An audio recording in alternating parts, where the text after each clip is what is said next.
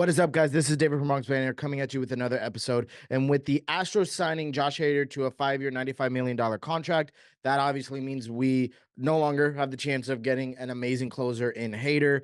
But with this move being made, I feel like this can lead to a bunch of different possible options and ways that the Yankees can pivot from this move. And I don't feel like just because we missed out on Hader that it's a huge hurt. It is a pretty large contract to have to cough up. It is a 5-year contract. It also, for a reliever, which is a pretty big commitment. Not only is that the case, but it also is $95 million, which isn't cheap at all. I believe annually, off the top of my head, we're giving less to Stroman, obviously less years as well. And he's a starting pitcher. He's going to post up more innings. Now, obviously, the talent's a bit different there in terms of the caliber of pitcher they are in each respective role as a relief pitcher and starter. But still, so I'm not too mad at the Yankees not closing in and being aggressive on a deal for Hader. They have an amazing arm that they could easily pivot to, and they have been heavily linked to as of recently, right after and a little bit right before the Hader news is in on a former Astros pitcher, Hector Neris. If you guys don't know who Hector Neris is, he is an amazing arm, fiery personality, leaving it out on the field. Man, can he pitch? He was in the heart, in the middle of that very strong, and still is very strong Astros bullpen. It was like him, Presley, Brian Abreu. There's even other arms there as well, but that bullpen was amazing. And in the forefront, in the middle of that, in the heart of that was Hector Neris. Hector Neris is 34 years old and a little bit aging, but he is, by reports from Andy Martino, looking for anywhere from 1 to 2 years at 7 million to 11 million. Now, Dan Rourke from Yankees Avenue went out on his live stream and even mentioned that just spitballing a deal, saying that if we could sign a 2-year, 10 million, that's a steal for that type of talent. And I totally agreed with him. Numbers are showing that it could be downwards of 7 million. It's probably going to be 2 years for 7 million at the minimum, or 1 year, 11 million. But if you could do either of those deals, that's even better in my opinion, which is amazing. So with these reports coming out from Manny Martino, this could be a huge awesome move option for the Yankees to really add to that supercharged bullpen. Yeah, we may not have a crazy lights out closer, which who knows? Clay Holmes can figure it out still. Hector Neris just fortifying and deepening that bullpen would be so amazing. Now, some of the baseball analysts talking about Hader coming to the Astros, they said that the game is essentially over by the 7th inning with the three-headed monster of Brian Abreu, Ryan Presley, and Hader. I feel like obviously in their own way, the Yankees could kind of do the same with that supercharged bullpen. And that's what made the early Yankees so successful with their bullpen, having obviously Mariano going 1 to 2 innings and also having other pitchers like the setup man going right before him as well to kind of close things out pretty early. The Yankees could go after that. We don't have a Mo talent. There is no Mo talent ever in this world right now, but we could definitely have not just one reliable or strong arm, but several that can really leave us at a great chance of ending the game very early. We have arms that if Loizaga could stay healthy, that could really deepen our bullpen, and he can be lights out like no other. Even Holmes, the only thing is the consistency. Now, if we acquire Neris, that's another addition. And Ian Hamilton has figured it out and found his own. Now he's more of a middle relief, but they may use him until late innings. Who knows? But man, getting someone like Neris will be so good, so great for the bullpen.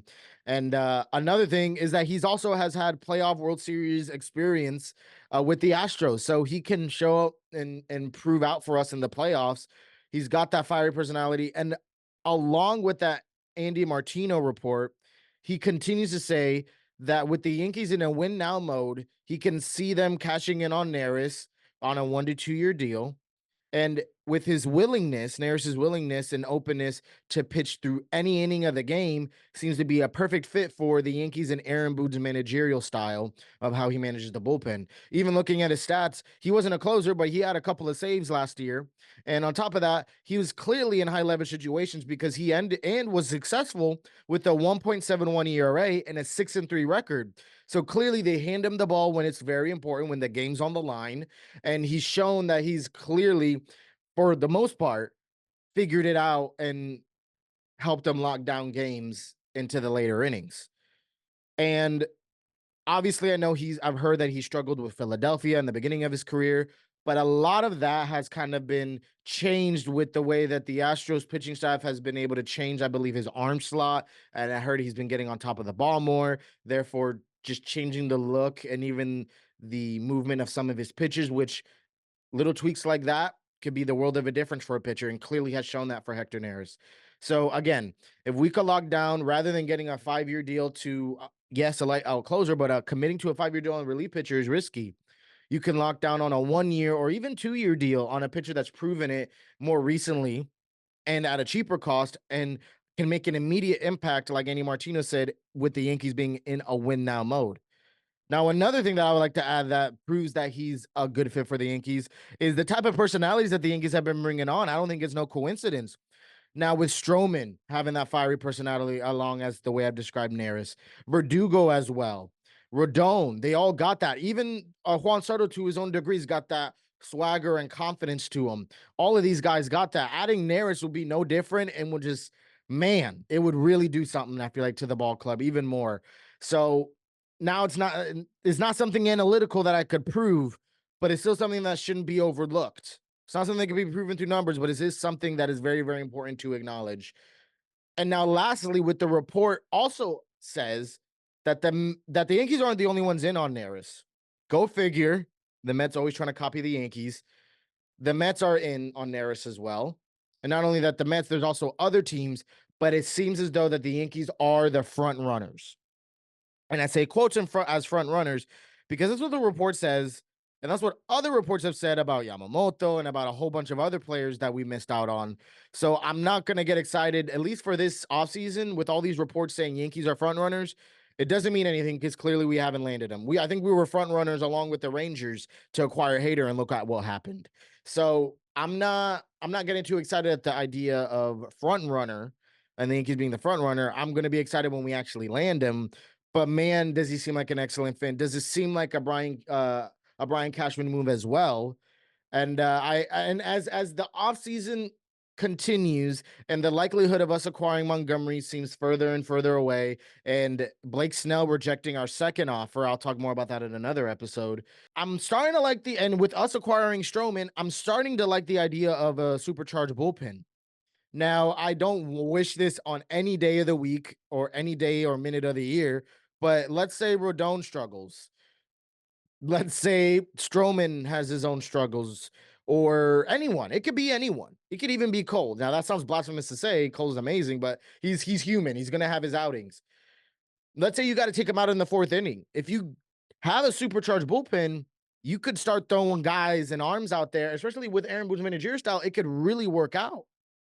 And the way that the Yankees use their bullpen, they'll throw in a guy. Now, whether I agree with it or not, that's different. But they'll throw in a guy for one out of an inning.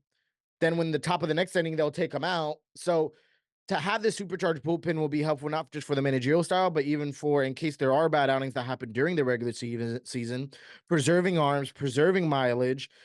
With some of these starting pitchers that are a little bit more fragile, like Cortez, Rodon, and even Stroman, to their own degree, they're not completely fragile, but they have struggled with injuries. So the supercharged bullpen could really, really work, be really, really helpful.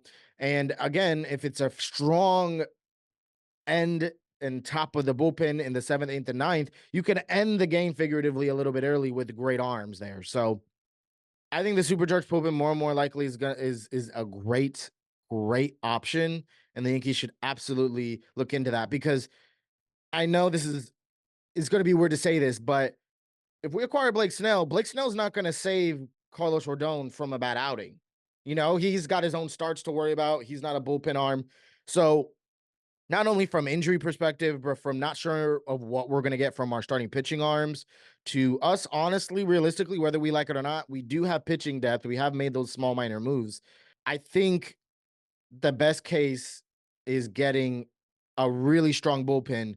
Also adding the fact you won't have to commit to 5 or 6 plus years of a pitcher, and you could commit more of a 1 to 2 year on a handful of relief arms and go about it that way. Now, not saying this is concrete, the 100% the best option. There are pros and cons to it as well.